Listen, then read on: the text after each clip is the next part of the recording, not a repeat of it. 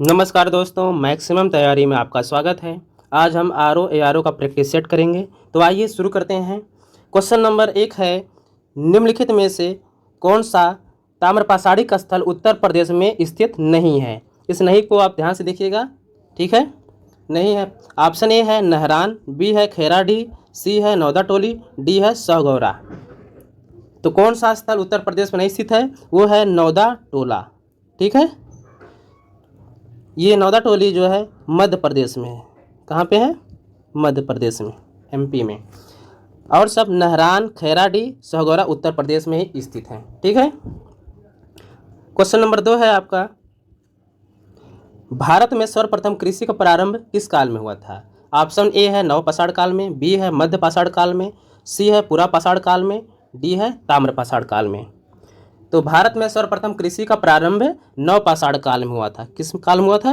नवपाषाण काल में, ठीक है। क्वेश्चन नंबर 3 है, निम्नलिखित में से कौन सा सुमेलित नहीं है, ठीक है।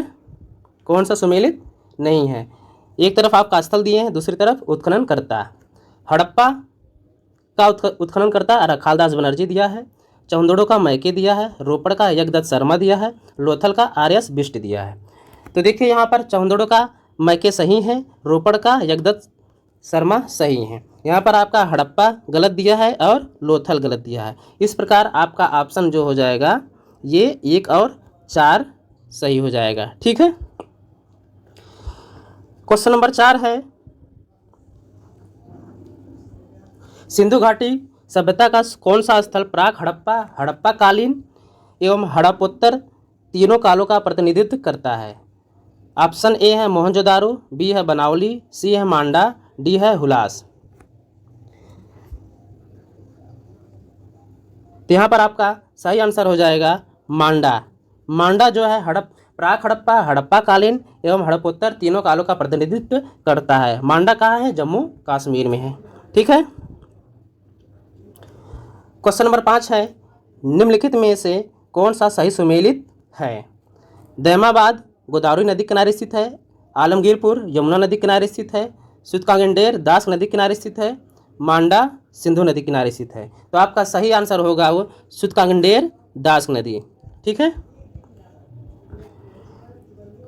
क्वेश्चन नंबर 6 है, हड़प्पा सभ्यता का प्रमुख स्थल सारतुलई वर्तमान में किस देश में स्थित है। सारतुलई वर्तमान में किस देश में स्थित है। ऑप्शन ए है पाकिस्तान, बी है चीन, सी है अफगानिस्तान, डी है भारत। तो सारतुलई वर्तमान में अफगानिस्तान में स्थित है। कहाँ स्थित है? अफगानिस्तान में, ठीक है। क्वेश्चन नंबर 7 को देखते हैं, क्या है इसमें। निम्नलिखित में से किस पशु का चित्र हड़प्पा सभ्यता की मोहरों पर नहीं पाया जाता है, ठीक है। ऑप्शन ए है बैल, बी है हिरन, सी है घोड़ा, डी है गैंडा। तो हड़प्पा सभ्यता की मोहरों पर घोड़ा का चित्र नहीं पाया जाता, ठीक है। घोड़े का चित्र मोहरों पर नहीं पाया जाता है, ठीक। क्वेश्चन नंबर 8 है, हड़प्पा सभ्यता के संबंध में कौन सा कथन असत्य है। यहाँ पर असत्य पूछा नहीं, गलत है। हड़प्पा सभ्यता की लिपि भाव चित्रात्मक थी जिसे अभी तक पढ़ा नहीं जा सकता, ये तो सही है। हड़प्पा सभ्यता का समाज मात्र सत्तात्मक प्रकृति का था, ये भी सही है। हड़प्पा सभ्यता के धार्मिक रीति रिवाजों में समानता विद्यमान थी, ये गलत है आपका, ठीक है। और डी है हड़प्पा वासी पुनर्जन्म में विश्वास रखते थे, ये भी सही है, ठीक है। तो यहाँ पर आपका ऑप्शन हो जाएगा क्वेश्चन नंबर 8 का सी, ठीक है। अगला क्वेश्चन है क्वेश्चन नंबर 9, सिंधु सभ्यता के पतन के संबंध में कौन सा एक प्रचलित मत है, ठीक है। ऑप्शन ए है बाढ़ और भूकंप जैसी प्राकृतिक आपदा, बी है नदी मार्ग परिवर्तन, सी है आर्यों का आक्रमण, डी है उपयुक्त सभी। यानी कि सिंधु सभ्यता के पतन के कारण क्या क्या थे वो आपको बताना है। यहाँ पर देखिए बाढ़ और भूकंप जैसी प्राकृतिक आपदा भी थी, नदी मार्ग परिवर्तन के कारण भी सिंधु सभ्यता का पतन हुआ और आर्यों का आक्रमण के कारण भी सिंधु सभ्यता का पतन हुआ। इस प्रकार आपका ऑप्शन नंबर डी सही हो जाता है, उपयुक्त सभी, ठीक है ना। उपयुक्त सभी कारण जो है सिंधु सभ्यता के पतन के कारण थे, ठीक। क्वेश्चन नंबर 10 है, प्राचीन आर्यों के निवास स्थल सप्त सिंधु के क्षेत्र विस्तार में कौन सी नदी शामिल नहीं है, ठीक है। यानी सप्त सिंधु नदियों में कौन सी नदी नहीं है? ऑप्शन ए है बितस्ता, बी है गोमल, सी है अस्किनी, डी है सरस्वती। तो यहाँ पर हो जाएगा गोमल। गोमल नदी जो है सप्त सिंधु क्षेत्र में नहीं आती है। ठीक है। क्वेश्चन नंबर 11 है, शतपथ ब्राह्मण किस वेद का ब्राह्मण ग्रंथ है? ए है यजुर्वेद, बी है ऋग्वेद, सी है अथर्ववेद, डी है सामवेद। शतपथ ब्राह्मण किस वेद का ब्राह्मण ग्रंथ है? तो वो है यजुर्वेद का। ठीक है, यजुर्वेद का ब्राह्मण ग्रंथ है शतपथ ब्राह्मण है। ठीक है। क्वेश्चन नंबर 12 है, उत्तर वैदिक काल में कृषि का देवता किसे कहा गया है? कृषि का देवता किसे कहा गया है? ऑप्शन ए है सूर्य, बी है इंद्र, सी है वरुण, डी है विष्णु। यहाँ पर आपका हो जाएगा उत्तर वैदिक काल में कृषि का देवता इंद्र होते थे। कौन होते थे? इंद्र। ठीक है, इंद्र को कृषि का देवता भी कहा जाता है। ठीक। क्वेश्चन नंबर 13 है, निम्नलिखित में से कौन सा सुमेलित है? एक तरफ आपका जैन तीर्थंकर दिया है, दूसरी तरफ प्रतीक चिन्ह दिया है। ठीक है। नेमिनाथ का प्रतीक चिन्ह अश्व था, अजीतनाथ का प्रतीक चिन्ह कलश था, पार्श्वनाथ का प्रतीक चिन्ह सर्प था, मल्लीनाथ का प्रतीक चिन्ह सिंह था। तो इसमें इनमें बताइए कौन सा सही है?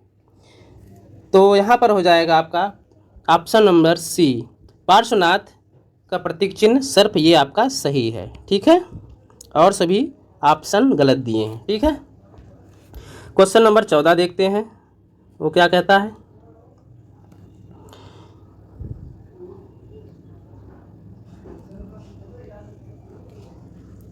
बौद्ध दर्शन के अनुसार कौन सा कथन सत्य है? पहला है बौद्ध आत्मा की सत्ता को स्वीकार करते हैं, दूसरा है बौद्ध पुनर्जन्म के सिद्धांत को नहीं मानते हैं। तो यहाँ पर हो जाएगा आपका बौद्ध आत्मा की सत्ता को स्वीकार करते हैं, ये गलत है। ठीक है, बौद्ध आत्मा की सत्ता को स्वीकार नहीं करते हैं। बौद्ध पुनर्जन्म के सिद्धांत को नहीं मानते, ये भी गलत है। बौद्ध पुनर्जन्म के सिद्धांत को मानते थे। ठीक है, इस प्रकार आपका विकल्प हो जाएगा उपर्युक्त में से कोई नहीं, ऑप्शन नंबर डी। ठीक है। क्वेश्चन नंबर 15 है, इसमें देखिए एक ऑप्शन छूट गया है टाइप करने में, तो आइए देख लेते हैं इन्हीं में से, 3 ऑप्शन में से निम्नलिखित में से कौन सा सही सुमेलित नहीं है? चेदी, सोथिवती, अस्मक, पोटिल, अंग, राजगिरी। तो यहाँ पर सही सुमेलित नहीं है, वो है ऑप्शन नंबर डी, अंग राजगिरी, ये गलत दिया है। ठीक है। क्वेश्चन नंबर 16 है, सर्वप्रथम पाटलिपुत्र को राजधानी के रूप में किसने स्थापित किया? कनिष्क ने, उदयन ने, प्रसेनजीत ने, बिंबिसार ने। तो पाटलिपुत्र को राजधानी के रूप में उदयन ने स्थापित किया था। सर्वप्रथम उदयन ने ही पाटलिपुत्र को राजधानी बनाया था। ठीक है। क्वेश्चन नंबर 17 है, निम्नलिखित में से मौर्य काल में कौन शिक्षा का प्रमुख केंद्र नहीं माना जाता था? ऑप्शन ए है नालंदा, बी है वाराणसी, सी है तक्षशिला, डी है उज्जैन। यहाँ पर शिक्षा का प्रमुख केंद्र नहीं माना जाता था मौर्य काल में, वो है नालंदा। ठीक है, नालंदा को शिक्षा का केंद्र मौर्य काल में नहीं माना जाता था, जबकि उस समय वाराणसी, तक्षशिला और उज्जैन को शिक्षा का प्रमुख केंद्र माना जाता था। ठीक। क्वेश्चन नंबर 18 है, भूमि दान का पहला अभिलेखित साक्ष्य मिलता है? ऑप्शन ए है नासिक अभिलेख से, बी है नानाघाट अभिलेख से, सी है बेसनगर अभिलेख से, डी है मेहरौली अभिलेख से। भूमिदान का पहला अभिलेखित साक्ष्य कहाँ से मिलता है? वो है नानाघाट अभिलेख से, ऑप्शन नंबर बी, भूमिदान का पहला अभिलेख साक्ष्य नानाघाट से मिलता है। ठीक है। क्वेश्चन नंबर 19 है, निम्नलिखित में गुप्तकालीन पश्चिमी तट के बंदरगाहों में कौन सा सर्वप्रमुख बंदरगाह था? ठीक है, गुप्तकालीन पश्चिमी तट के बंदरगाहों में कौन सा सर्वप्रमुख बंदरगाह था? ऑप्शन ए है चौल बंदरगाह, बी है कल्याण बंदरगाह, सी है कैम्बे बंदरगाह, डी है भड़ौज बंदरगाह। तो यहाँ पर हो जाएगा डी, भड़ौज बंदरगाह। ठीक है, गुप्त काल में पश्चिमी तट के बंदरगाहों में सर्वप्रमुख बंदरगाह भड़ौज बंदरगाह था। ठीक है। क्वेश्चन नंबर 20 है, भारत में हुड़ सत्ता की स्थापना किसके नेतृत्व में हुई थी? ऑप्शन ए है तोरमाड़, बी है शाल, सी है मिहिरकुल, डी है दंती दुर्ग। तो भारत में हुड़ सत्ता की स्थापना तोरमाड़ के नेतृत्व में हुई थी। किसके नेतृत्व में? तोरमाड़ के। ठीक है। क्वेश्चन नंबर 21 है, समुद्रगुप्त की प्रयाग प्रशस्ति में वर्णित दक्षिण भारत की विजय को क्या कहा गया है? दक्षिण विजय, दिग्विजय, रण विजय, धर्म विजय। तो समुद्रगुप्त की प्रयाग प्रशस्ति में वर्णित दक्षिण भारत की विजय को धर्म विजय कहा गया है। क्या कहा गया है? धर्म विजय। ठीक है। क्वेश्चन नंबर 22 है,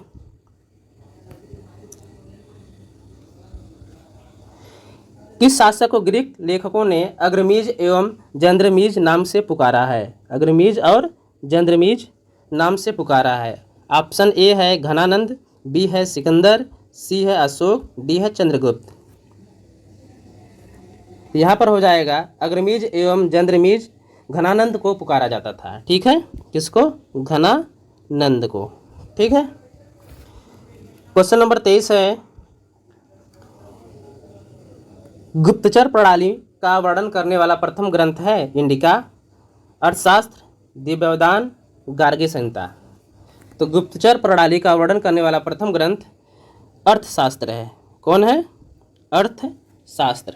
ठीक है। क्वेश्चन नंबर 24 है, किसके सिक्कों पर संकर्षण एवं वासुदेव दोनों अंकित हैं? संकर्षण एवं वासुदेव दोनों अंकित हैं। ऑप्शन ए है अगाथवलीज में, होविस्क ने, चंद्रगुप्त ने और भागभद्र ने। तो यहाँ पर हो जाएगा आपका होविस्क ने। होविस्क के सिक्कों पर संकर्षण एवं वासुदेव दोनों अंकित हैं। ठीक है। क्वेश्चन नंबर 25 है, निम्नलिखित में से मंदसौर प्रशस्ति की रचना किसने की थी? ऑप्शन ए है वीरसेन, बी है हरिसेन, सी है कालिदास, डी है वत्सभट्टी। तो यहाँ पर आपका सही उत्तर हो जाएगा वत्सभट्टी। ठीक है। क्वेश्चन नंबर 26 है, निम्नलिखित में कौन सही सुमेलित नहीं है? ठीक है। ऑप्शन ए है प्रियदर्शिका, हर्षचरित, बाणभट्ट, सूर्यशतक, मयूर शतक, जयसेन। यहाँ पर आपको गलत पूछा है, तो यहाँ पर हो जाएगा ऑप्शन नंबर डी, मयूर शतक। जयसेन नहीं बल्कि मयूर ही हैं। ठीक है। क्वेश्चन नंबर 27 है, निम्न में से अशोक ने किस गुफा का निर्माण बिहार के बराबर पहाड़ी में नहीं करवाया? ऑप्शन ए है सुदामा गुफा, बी है लोमरसी गुफा, सी है कर्ण चौपार गुफा, डी है विश्व झोपड़ी गुफा। यहाँ पर सही ऑप्शन हो जाएगा आपका बी, लोमरसी गुफा। और सभी गुफा यानी सुदामा गुफा, कर्ण चौपार गुफा, विश्व झोपड़ी गुफा बराबर पहाड़ी में अशोक ने निर्माण करवाया था। ठीक है। क्वेश्चन नंबर 28 है, मौर्यकालीन करों में कौन सा एक प्रकार का धार्मिक कर था? ऑप्शन ए है बलि, बी है रज्जु, सी है विविध, डी है हरिण। तो मौर्यकालीन करों में कौन सा एक प्रकार का धार्मिक कर था? वो है बलि। बलि एक प्रकार का धार्मिक कर था। ठीक है। क्वेश्चन नंबर 29 है, निम्नलिखित में से किन शासकों ने प्रांतों में द्वैध शासन प्रणाली का प्रचलन किया? ठीक है। द्वैध शासन प्रणाली का प्रचलन किया। ऑप्शन ए है शक तथा पार्थियन ने, बी है कुषाणों ने, सी है शको तथा कुषाणों ने, डी है डिमेट्रियम ने। यहाँ पर सही आंसर हो जाएगा आपका कुषाणों ने। क्या हो जाएगा? कुषाणों ने। क्वेश्चन नंबर 30 है, शतमान सिक्के किस धातु के ढाले जाते थे? ऑप्शन ए है सोना, बी है चांदी, सी है तांबा, डी है सीसा। तो शतमान सिक्के किस धातु के ढाले जाते थे? तो शतमान सिक्के चांदी के ढाले जाते थे। किसके ढाले जाते थे? चांदी के। ठीक है। क्वेश्चन 31 है, निम्न में से किस शासक ने नालंदा विश्वविद्यालय की स्थापना करवाई? ऑप्शन ए है स्कंदगुप्त, बी है विक्रमादित्य, सी है महेंद्रादित्य, डी है चंद्रगुप्त प्रथम ने। तो यहाँ पर सही उत्तर हो जाएगा आपका महेंद्रादित्य। महेंद्रादित्य को ही कुमारगुप्त कहा जाता है। कुमारगुप्त ने ही महेंद्रादित्य की उपाधि धारण की थी। तो यहाँ पर नालंदा विश्वविद्यालय की स्थापना महेंद्रादित्य अर्थात कुमारगुप्त ने करवाई थी। ठीक है। क्वेश्चन नंबर 32 है, निम्नलिखित में से कौन सा स्मारक पल्लव काल से संबंधित नहीं है? ऑप्शन ए है कैलाशनाथ मंदिर, बी है धर्मराज रथ, सी है शोर मंदिर, डी है लिंगराज मंदिर। तो यहाँ पर हो जाएगा लिंगराज मंदिर, ऑप्शन डी जो है पल्लव काल से संबंधित नहीं है। ठीक है। क्वेश्चन नंबर 33 है, निम्नलिखित शासकों में से किसने वातापी कोंड उपाधि धारण की थी? ऑप्शन ए है महेंद्र वर्मन प्रथम, बी है नरसिंह वर्मन प्रथम, सी है परमेश्वर वर्मन प्रथम, डी है नंदी वर्मन द्वितीय। तो यहाँ पर हो जाएगा आपका सही उत्तर नरसिंह वर्मन प्रथम ने वातापी कोंड की उपाधि धारण की थी। ठीक है। क्वेश्चन नंबर 34 है, पल्लव वंश का अंतिम शासक कौन था?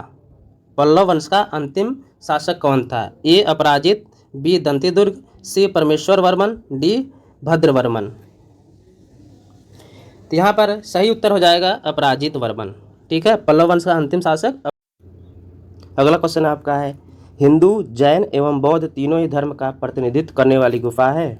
ए नासिक, बी एलोरा, सी पीतलखेड़ा, डी अजंता। तो हिंदू जैन एवं बौद्ध तीनों ही धर्म का प्रतिनिधित्व करने वाली गुफा एलोरा है। कौन है? एलोरा गुफा है। ठीक है। तो अगला क्वेश्चन आपका है क्वेश्चन नंबर 36, उत्तर रामचरितम के रचयिता कौन है? ए है बिल्हड़, बी भवभूति, सी हेमचंद्र, डी जयदेव। तो यहाँ पर सही उत्तर हो जाएगा भवभूति। उत्तर रामचरितम के रचयिता भवभूति हैं। ठीक है। अगला क्वेश्चन है, मोहम्मद गोरी गजनी जाते हुए किसके द्वारा मारा गया? ऑप्शन ए है जयचंद द्वारा, बी है मलिको द्वारा, सी है पृथ्वीराज चौहान द्वारा, डी है खोखरो द्वारा। तो यहाँ पर सही उत्तर हो जाएगा खोखरो द्वारा। मोहम्मद गोरी गजनी जाते हुए खोखरो द्वारा मारा गया था। क्वेश्चन नंबर 38 है, मृत्यु के उपरांत कुतुबुद्दीन ऐबक को दफनाया गया था? ऑप्शन ए है लाहौर में, बी है रावलपिंडी में, सी है इस्लामाबाद में, डी है दिल्ली में। तो कुतुबुद्दीन ऐबक को लाहौर में दफनाया गया था। कहाँ पर? लाहौर में। क्वेश्चन नंबर 39 है, बलबन का जन्म तुर्कों के किस संप्रदाय में हुआ था? ऑप्शन ए है लोवरी, बी है खिम्फाई, सी है गुज, डी है करलूग। तो बलबन का जन्म इलवरी संप्रदाय में हुआ था। किस संप्रदाय में? इलवरी संप्रदाय में हुआ था। ठीक है। क्वेश्चन नंबर 40 है, निम्नलिखित में से दिल्ली का प्रथम शासक कौन था जिसने दक्कन को भेदा था, यानी दक्कन पर विजय प्राप्त की थी? ऑप्शन ए है अलाउद्दीन खिलजी, बी है अहमद शाह, सी है मोहम्मद तुगलक, डी है अली आदिल शाह। यहाँ पर आपका सही उत्तर हो जाएगा अलाउद्दीन खिलजी। अलाउद्दीन खिलजी ने दक्कन को भेदा था मलिक काफूर के नेतृत्व में। ठीक है। क्वेश्चन नंबर 41 है, पैगंबर के सेनापति उपाधि का उपयोग किस सल्तनत सुल्तान ने किया था? पैगंबर के सेनापति ये उपाधि है, किस सल्तनत सुल्तान ने किया था? ऑप्शन ए है मुबारक शाह खिलजी, खुसरो शाह, मोहम्मद तुगलक, या इनमें से कोई नहीं। तो यहाँ पर सही उत्तर हो जाएगा खुसरो शाह। खुसरो शाह ने पैगंबर के सेनापति की उपाधि धारण की थी। ठीक है। क्वेश्चन नंबर 42 है, मसाहत निम्न से संबंधित था? ऑप्शन ए है भूमि, बी है सिक्का, सी है सोना, डी है न्याय। तो मसाहत भूमि से संबंधित था। किससे? भूमि से। भूमि पैमाइश के दौरान ली जाने वाला राजस्व वो मशाहत कहलाता था। क्या कहलाता था? मशाहत। ठीक है। क्वेश्चन नंबर 43 है,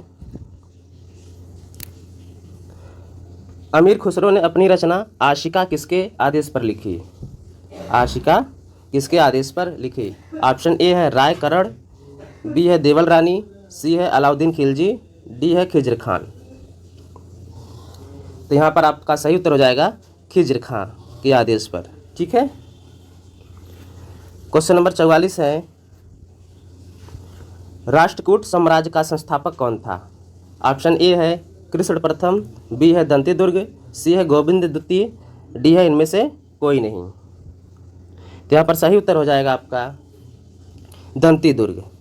राष्ट्रकूट साम्राज्य का संस्थापक दंती दुर्ग था। ठीक। क्वेश्चन नंबर 45 देखते हैं, चोलकालीन प्रशासनिक इकाई जो व्यापारियों के कल्याण की देखरेख करती थी कहलाती थी? ऑप्शन ए है महासभा, बी है कुरी, सी है नगरम, डी है पेरुंगिरी। तो आपका सही उत्तर हो जाएगा नगरम। क्या हो जाएगा? नगरम। ठीक है। क्वेश्चन नंबर 46 देखते हैं, चंदेल साम्राज्य का जजाक भुक्ति नाम किस चंदेल राजा के नाम से उत्पन्न हुआ? ऑप्शन ए है जय शक्ति, बी है विजय शक्ति, सी है नन्नू, डी है हर्ष। तो यहाँ पर हो जाएगा आपका जय शक्ति। ठीक है। चंदेल साम्राज्य का जजाक भुक्ति नाम जय शक्ति से राजा के नाम से उत्पन्न हुआ था। ठीक है। क्वेश्चन नंबर 47 है, निम्न में से किस मुगल सम्राट को उसकी मृत्यु के पश्चात अर्श आशियानी कहा गया? अर्श आशियानी कहा गया। ऑप्शन ए है अकबर, बी है हुमायूं, सी है जहांगीर, डी है शाहजहां। अर्श आशियानी का अर्थ यहाँ पर है स्वर्ग में रहने वाला। ठीक है। तो यहाँ पर आपका सही उत्तर हो जाएगा अकबर। अकबर को अर्श आशियानी कहा गया। ठीक है। क्वेश्चन नंबर 48 है,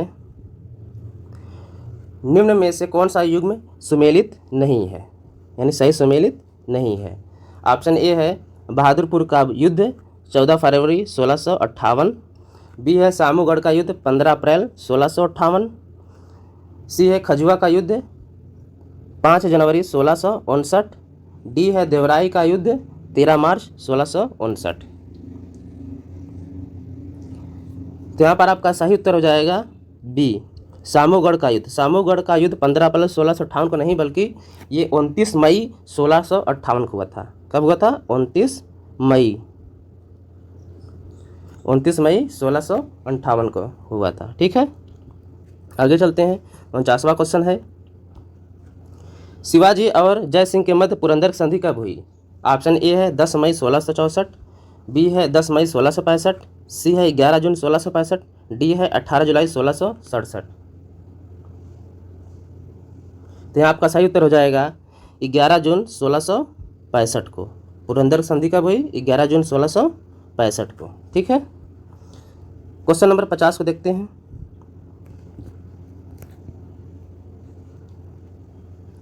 बाबर का वजीर निजामुद्दीन बाबर के अंतिम समय में हुमायूं के स्थान पर किसे बाबर का उत्तराधिकारी बनाना चाहता था? ऑप्शन ए है अमीर उवैस, बी है ख्वाजा गाजी, सी है मेहदी ख्वाजा, डी है हिंदू बेग। तो यहाँ पर सही उत्तर हो जाएगा आपका मेहदी ख्वाजा। ठीक है। मेहदी ख्वाजा को बाबर का उत्तराधिकारी बनाना चाहता था। क्वेश्चन नंबर 51 है जो कि लास्ट है, निम्न में से किस इमारत को ताजमहल का पूर्वगामी कहा जाता है? ऑप्शन ए है बीबी का मकबरा, बी है हुमायूं का मकबरा, सी है बाबर द्वारा निर्मित संभल मस्जिद, डी है जोधाबाई का महल। तो यहाँ पर आपका सही उत्तर हो जाएगा हुमायूं का मकबरा। हुमायूं का मकबरा को ताजमहल का पूर्वगामी कहा जाता है। ठीक है। तो ये थे आपके आरओ टेस्ट। ठीक है। वीडियो अगर अच्छी लगी तो वीडियो को लाइक करिएगा, चैनल को सब्सक्राइब करिएगा। बहुत बहुत धन्यवाद आपका।